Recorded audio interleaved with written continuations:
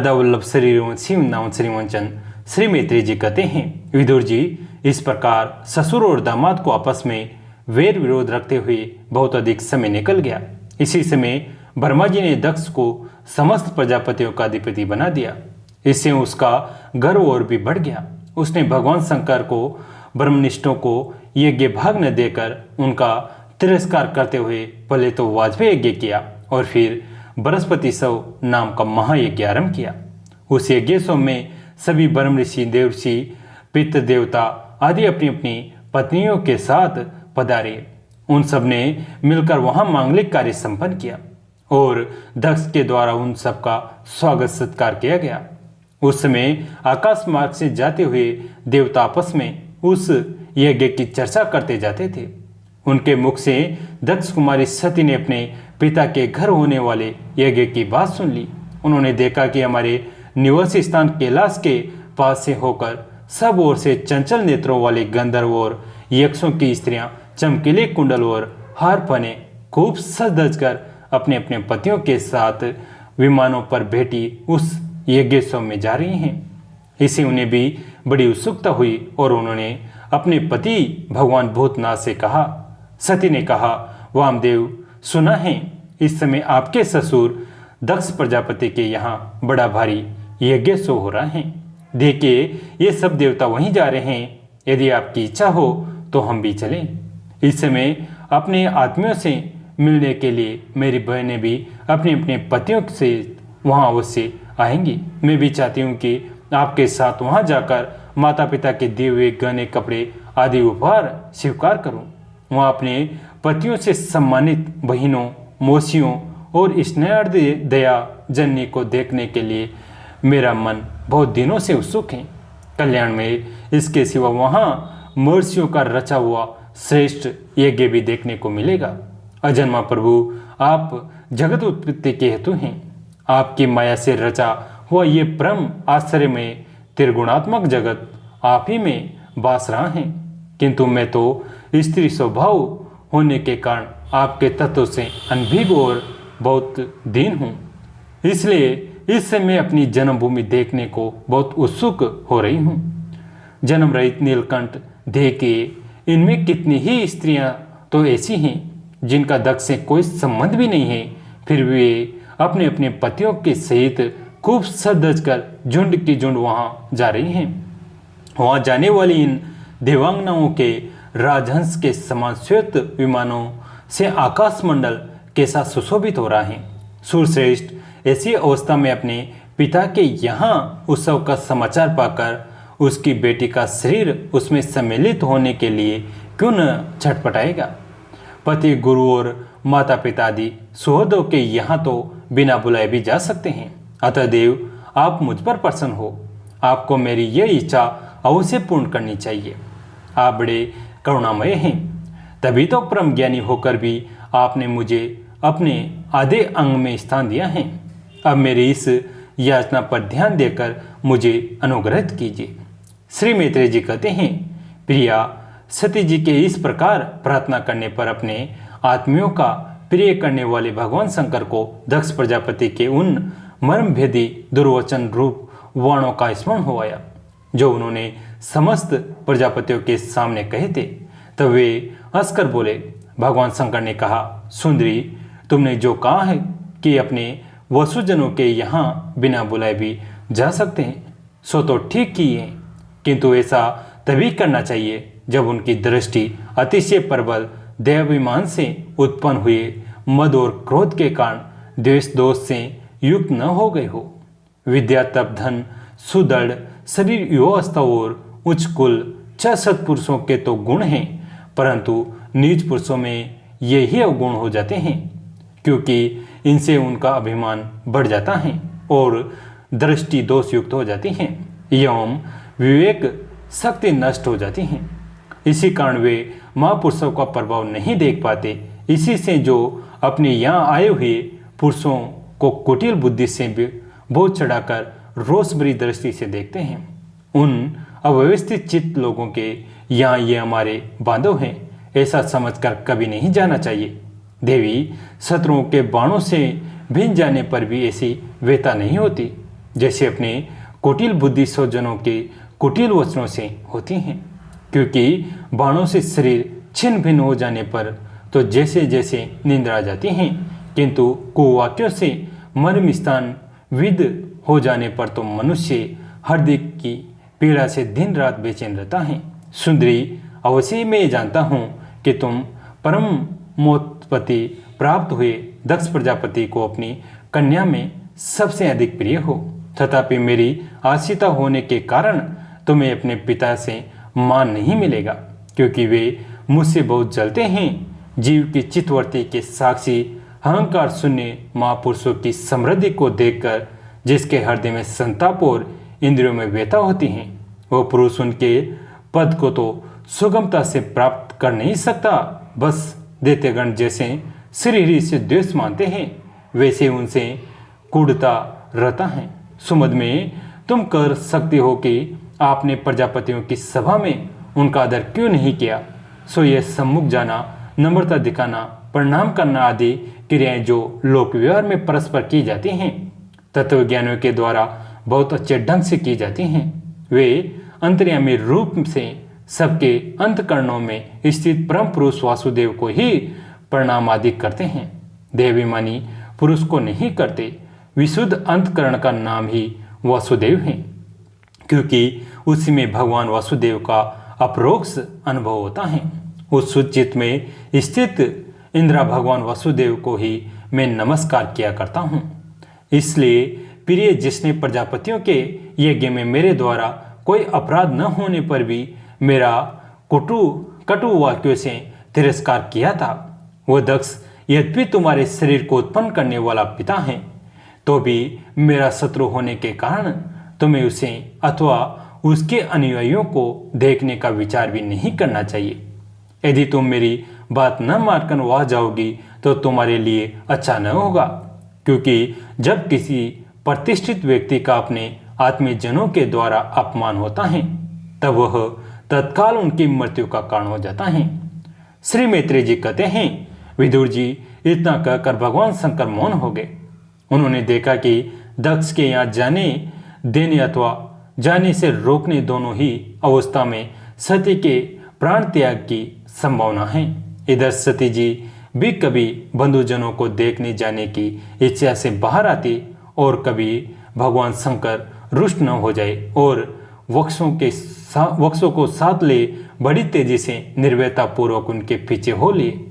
उन्होंने सती को बैल पर सवार करा दिया तथा मैना, पक्षी, गेंद, दर्पण और कमल आदि खेल की सामग्री, श्वेत छत्र, चंवर और माला आदि राजचिन्ह तथा धुंदुबी, शंख और बांसुरी आदि गाने बजाने के सामानों से सुसज्जित हो वे उनके साथ चल दिए। तदंतर सतो अपने समस्त सेवकों के साथ दक्ष की यज्ञशाला में पहुंची। वहां वे ध्वनि करते हुए ब्राह्मणों में परस्पर होड़ लग रही थी कि सबसे ऊंचे स्वर में कौन बोले। सब और महर्षि और देवता विराजमान थे तथा जहां तहां मिट्टी, काट, लोहे, सोने, ढाब और चर्म के पात्र रखे हुए। वहां पहुंचने पर पिता के द्वारा सती की अवहेलना हुई। यह देख यज्ञकर्ता दक्ष के भय से सती की माता और बहनों के सिवा किसी भी मनुष्य ने उनका कुछ भी आदर सत्कार नहीं किया। अवश्य ही उनकी माता और बहनें बहुत प्रसन्न हुई और प्रेम से गदगद होकर उन्होंने सती को आदरपूर्वक गले लगाया। किंतु सती जी ने पिता से अपमानित होने के कारण बहनों के कुशल प्रशंसित प्रेमपूर्वक वार्तालाप तथा माता और मौसियों के सम्मान पूर्वक दिए हुए उपहार और सुंदर आसन आदि को स्वीकार नहीं किया। सर्वलोकेश्वरी देवी सती का यज्ञ मंडप में तो अनादर हुआ ही था। उन्होंने ये भी देखा कि उस यज्ञ में भगवान शंकर के लिए कोई भाग नहीं दिया गया है और पिता दक्ष उनका बड़ा अपमान कर रहा है। इसे उन्हें बड़ा क्रोध हुआ। ऐसा जान पड़ता था मानो वे अपने रोष से संपूर्ण लोगों को भस्म कर देगी। दक्ष की कर्म मार्ग के अभ्यास से बहुत घमंड हो गया था। उसे शिव जी से द्वेष रखते देख जब सती के साथ आए हुए भूत उसे मारने को तैयार हुए तो देवी सती ने उन्हें अपने तेज से रोक दिया और सब लोगों को सुनाकर पिता की निंदा करते लड़खड़ाती हुई वाणी में कहा, हुए क्रोध से देवी सती ने कहा, पिताजी, भगवान शंकर से बड़ा तो संसार में कोई भी नहीं है। वे तो सभी देहधारियों के प्रिय आत्मा हैं। उनका न कोई प्रिय है न प्रिय, अतएव उनका किसी भी वाणी से वैर नहीं है। वे तो सबके कारण एवं सर्वरूप हैं। आपके सिवा और ऐसा कौन है जो उनसे विरोध करेगा? द्विजवर, आप जैसे लोग दूसरों के गुणों में भी दोष ही देखते हैं, किंतु कोई साधु पुरुष ऐसा नहीं करते। जो लोग दोष देखने की बात तो अलग रही, दूसरों के थोड़े से गुणों को भी बड़े रूप में देखना चाहते हैं, वे सबसे श्रेष्ठ हैं। खेद है कि आपने ऐसे महापुरुषों पर भी दोषारोपण ही किया जो दुष्ट मनुष्य इस स्वरूप जड़ शरीर की ही आत्मा मानते हैं। वे यदि ईर्ष्यावश सर्वदा ही महापुरुषों की निंदा करे तो यह कोई आश्चर्य की बात नहीं है, क्योंकि महापुरुष तो उनकी इस चेष्टा पर कोई ध्यान नहीं देते, परंतु उनके चरणों की धूलि उनके इस अपराध को न सहकर उनका तेज नष्ट कर देती हैं। अतः महापुरुषों की निंदा जैसा जघन्य कार्य उन दुष्ट पुरुषों को ही शोभा देता है, जिनका शिव ये 2 अक्षरों का नाम प्रसन्नवश एक बार भी मुख से निकल जाने पर मनुष्य समस्त पापों को तत्काल नष्ट कर देता है, और जिनकी आज्ञा का कोई भी उल्लंघन नहीं कर सकता। अहो, उन्हीं पवित्र कीर्ति मंगलमय भगवान शंकर से आप द्वेष करते हैं। अवश्य हो आप अमंगल रूप हैं। अरे, महापुरुषों की मन मधुकर ब्रह्म नंदमय रस का पान करने की इच्छा से जिनके चरण कमलों का निरंतर सेवन किया करते हैं, और जिनके चरणारविंद सकाम पुरुषों को उनके अभिष्ट भोग भी देते हैं, उन विश्व बंधु भगवान शिव से आप वैर करते हैं। वे केवल नाम मात्र के शिव हैं। उनका वेश अशिव रूप अमंगल रूप है। इस बात को आपके सिवा दूसरे कोई देवता संभवतः नहीं जानते, क्योंकि जो भगवान शिव शमशान भूमिस्थ समुंड को माता पिता की ओर पहने जा मिल पहुंच भूत पिशाचों के साथ शमशान में निवास करते हैं, उन्हों के चरणों पर से गिरे हुए निर्माल्य को ब्रह्मा आदि देवता अपने सिर पर धारण करते हैं। यदि निरड़ कुशल लोग धर्म मर्यादा की रक्षा करने वाले अपने पूजनीय स्वामी की निंदा करे तो अपने में उसे दंड देने की शक्ति न होने पर कान बंद करके वहां से चला जाए, और यदि शक्ति हो तो बलपूर्वक पकड़कर उस बकवाद करने वाली अमंगल रूप दुष्ट जीवा को काट डाले। इस पाप को रोकने के लिए स्वयं अपने प्राण तक दे दी। यही धर्म है। आप भगवान नीलकंठ की निंदा करने वाले हैं, इसलिए आपसे उत्पन्न हुए इस शरीर को अब मैं नहीं रख सकती। यदि भूल से कोई निंदित वस्तु खा ली जाए तो उसे वमन करके निकाल देने से ही मनुष्य की शुद्धि बताई जाती है। जो महामुनि निरंतर अपने स्वरूप में ही रमण करते हैं, उनकी बुद्धि सर्वथा वेद के विधि निषेध में वाक्यों का अनुसरण नहीं करती। जिस प्रकार देवता और मनुष्यों की गति में भेद रहता है, उसी प्रकार ज्ञानी और अज्ञानी की स्थिति भी ऐसी ही नहीं होती। इसलिए मनुष्य को चाहिए कि वह अपने ही धर्म मार्ग में स्थित रहते हुए भी दूसरे मार्ग की निंदा न करे। प्रवृत्ति यज्ञ आदि और निवृत्ति शमशान आदि रूप दोनों ही प्रकार के कर्म ठीक है। वेद में उनके अलग अलग रागी और वैरागी 2 प्रकार के अधिकारी बताए गए हैं। परस्पर विरोधी होने के कारण उक्त दोनों प्रकार के कर्मों का एक साथ एक ही पुरुष के द्वारा आचरण नहीं किया जा सकता। भगवान शंकर तो परम ब्रह्म परमात्मा हैं। उन्हें इन दोनों में से किसी भी प्रकार का कर्म करने की आवश्यकता नहीं है। पिताजी, हमारा ईश्वरीय अव्यक्त है। आत्मज्ञानी महापुरुष ही उसका सेवन कर सकते हैं। आपके पास वो ईश्वरीय नहीं है, और यज्ञशाला में एक ज्ञान से तृप्त होकर प्राण पोषण करने वाले कर्मठ लोग उसकी प्रशंसा भी नहीं करते। आप भगवान शंकर का अपराध करने वाले हैं, अतः आपके शरीर से उत्पन्न इस निंदनीय देह को रखकर मुझे क्या करना है? आप जैसे दुर्जन से संबंध होने के कारण मुझे लज्जा आती है। जो महापुरुषों का अपराध करता है, उससे होने वाले जन्म को भी धिक्कार है। जिस समय भगवान शिव आपके साथ मेरा संबंध दिखलाते हुए मुझे हंसी में दक्षायणी दक्ष कुमारी के नाम से पुकारेंगे, उस समय हंसी को भूलकर मुझे बड़ी ही लज्जा और खेद होगा। इसलिए उसके पहले ही मैं आपके अंग से उत्पन्न इस समतुल्य शरीर को त्याग दूंगी। श्री मैत्रेय जी कहते हैं, कामादि शत्रुओं को जीतने वाले विदुर जी उस यज्ञ मंडप में दक्ष से इस प्रकार कह देवी सती मौन होकर उत्तर दिशा में भूमि पर बैठ गई। उन्होंने आचमन करके पीला वस्त्र ओढ़ लिया तथा आंखें मूंद कर शरीर छोड़ने के लिए वे योग मार्ग में स्थित हो गई। उन्होंने आसन को स्थिर कर प्राणायाम द्वारा प्राण और अपमान को एक रूप करके नाभि चक्र में स्थित किया। फिर उदान वायु को नाभि चक्र से ऊपर उठाकर धीरे धीरे बुद्धि के साथ हृदय में स्थापित किया। इसके पश्चात अनिंदिता सती उस हृदय स्थित वायु को क्रम कंठ मार्ग से भरकुटियों के बीच बीच में ले गई। इस प्रकार जिस शरीर को महापुरुषों के भी पूजने भगवान शंकर ने कई बार बड़े आदर से अपनी गोद में बिठाया था, दक्ष पर कुपित होकर उसे त्यागने की इच्छा से महामनस्विनी सती ने अपने संपूर्ण अंगों में वायु और अग्नि की धारणा कि अपने पति जगत गुरु भगवान शंकर के चरण कमल मकरंद का चिंतन करते करते सती ने और सब ध्यान भुला दिए। उन्हें उन चरणों के अतिरिक्त कुछ भी दिखलाई नहीं दिया। इसे वे सर्वथा निर्दोष अर्थात मैं दक्ष कन्या हूँ ऐसे अभिमान से भी मुक्त हो गई और उनका शरीर तुरंत ही योगामी से जल उठा।